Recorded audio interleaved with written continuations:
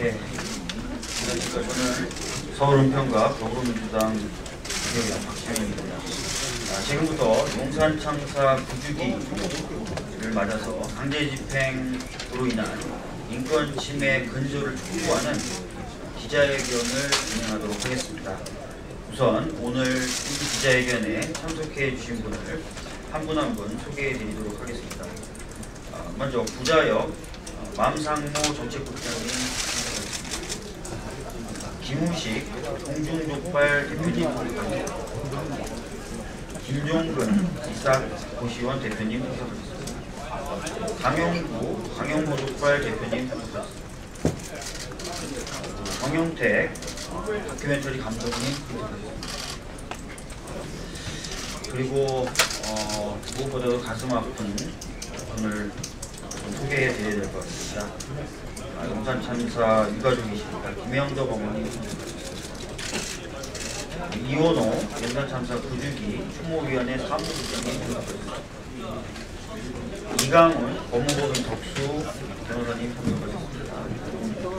김남주 법무법인 부담 변호사님 말하는 사람 중에 원샷으로 우선 용산 참사 9주기를 맞아서 김영덕 어머님으로부터 짧은 말씀 드리도록 하겠습니다.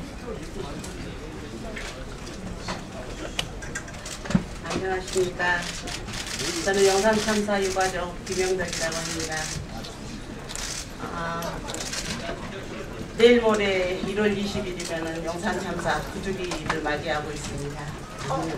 저희 용산 참사는 강제 철거 용역 카운터로 인해서 대화가 하고 싶어서 막루를 올라갔는데 대화도 하지 못한 채 하루 만에 죽음으로 내려왔습니다. 그렇기 때문에 앞으로 이런 강제 철거는 절대 있어서는 안 된다고 생각하고요.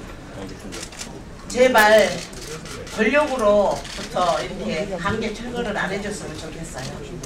그것을 꼭 막아주셨으면 감사하겠습니다. 감상 포지션을 어떻게 될지 몰라가지고 들어오고 나서 봐야 될 것 같아요. 예, 강제 철거 앞에서 대화를 하기 위해서 막루를 짓고 막루에 올라가는데 막루를 짓고 하루가 지나서 바로 이제 강제 철거가 들어왔죠.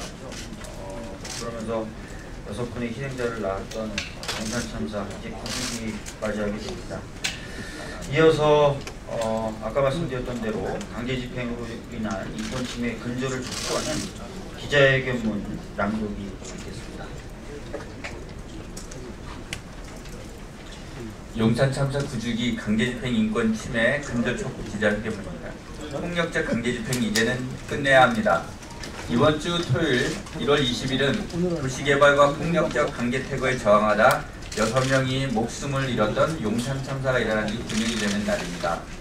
국민들은 지금 시대에 어떻게 이렇게 폭력적인 강제퇴거가 있을 수 있느냐라고 분노했고, 정부와 국회는 용산 참사 재발 방지법을 만들겠다고 약속하기도 했습니다.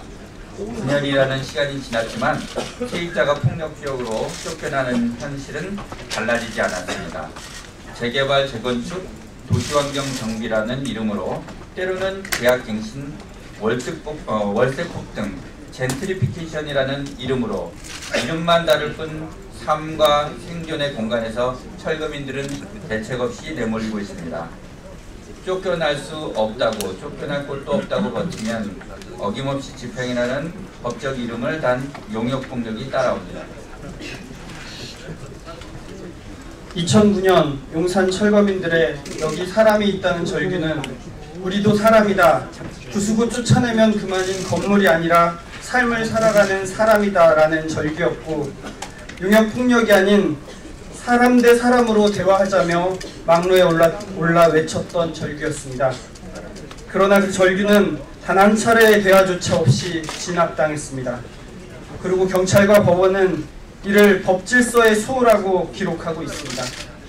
법집행이라는 이름을 단 폭력적인 강제집행은 소수의 개발 기득권 세력이나 한 명의 건물주만의 탐욕을 위해 공권력과 사적 폭력이 결합한 명백한 인권 침해입니다. 강제퇴거는 유엔을 비롯한 국제사회에서도 심각한 인권 침해로 규정하고 있고, 국가는 강제퇴거를 예방하기 위한 입법, 사법, 행정적 조치를 취해야 한다고 권고하고 있습니다. 지난해 10월 유엔 사회권위원회에서도 한국 정부의 사회권 심의에서 퇴거에 대한 적절한 절차상의 보호장치를 법률을 통해 보장할 것을 권고하였습니다. 이제 잘못된 법을 바꿔야 합니다. 최소한 폭력적인 강제 집행만은 막아야 합니다. 재산권의 수호, 논리로 짜인 현행 법질서 아래에서 쫓겨날 수 없다며 저항한 이들을 법질서에 도전하는 이들로 낙인시켰습니다. 우리는 이 오명을 아직 씻어내지 못하고 있습니다. 이제는 쫓겨나며 갈 곳이 없어 버틸 수밖에 없는 우리를 굴곡으로 몰아세우는 것이 아니다. 폭력을 앞세워 철거민들을 쫓아내는 행동이 불법이 되는 세상이 되어야 합니다. 우리는 더 이상 쫓겨나는 철거민들이, 임차 상인들이 또 다른 용산이 되게는 할 수는 없습니다. 여기 사람이 있다. 끝나지 않은 우리들의 절규에 국회는 올바른 법률로 답해야 합니다. 용산 참사 부주기, 폭력적인 강제 집행으로 인한 인권 침해를 막을 수 있도록 강력한 법 개정을 촉구합니다.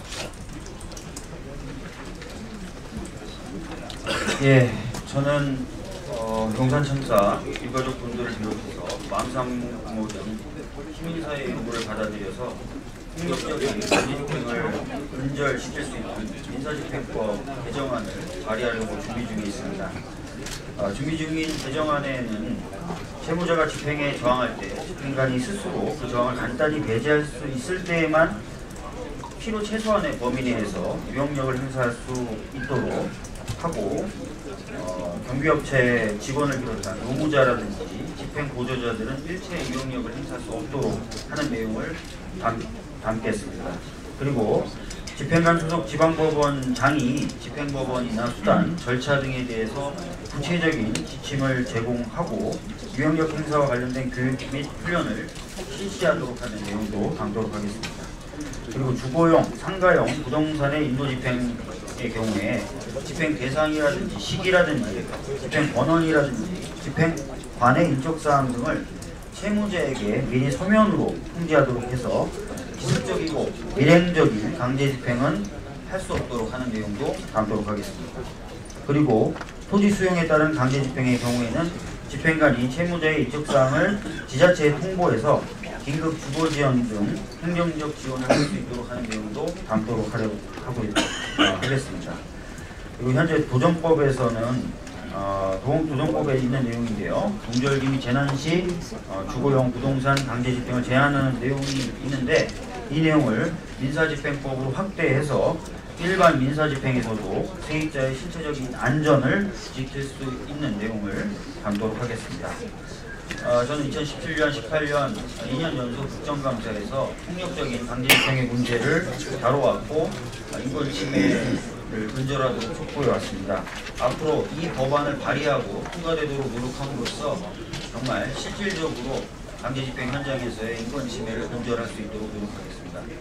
이것으로 오늘 기자회견 마치도록 하겠습니다. 기자회견 참석해 주신 모든 분들께 감사드리고 취재해 주신 기자님께도 감사드린다는 말씀을 드리도록 하겠습니다. 감사합니다.